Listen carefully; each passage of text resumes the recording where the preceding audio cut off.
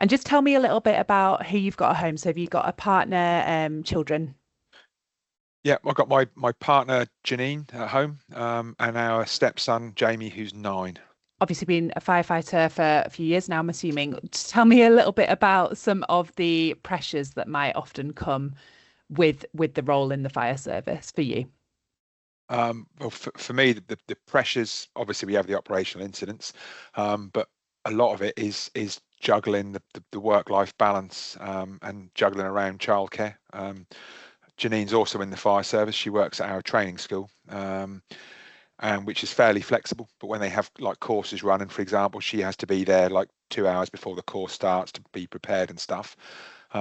If I'm on a 24-hour shift, that we don't have any childcare, we don't have any family nearby. And if I've got meetings with, builders and architects and all that sort of stuff, and Janine has got a course on the go, it's almost like we almost end up arguing about, well, mine is more priority than yours, and and it does cause friction from time to time.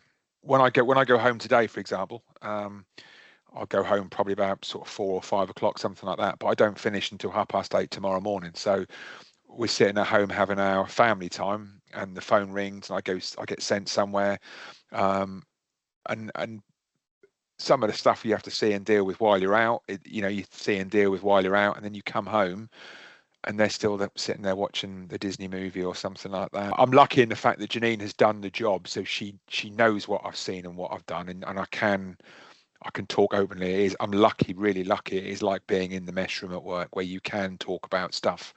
And I appreciate that not everybody in my position has that, because people don't know the horrors and stuff of what we see sometimes. You shield a lot of people from it. You don't, if people knew the sort of stuff you see and do in the job, I think it probably would horrify a lot of people, the stuff you have to see and do.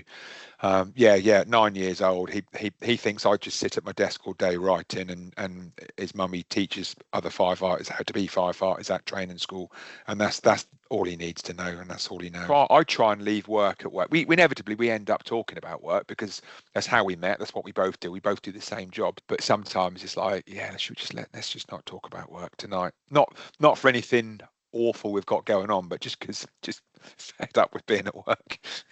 You need to tune out. You need to Yeah, you have that do. break. Yeah.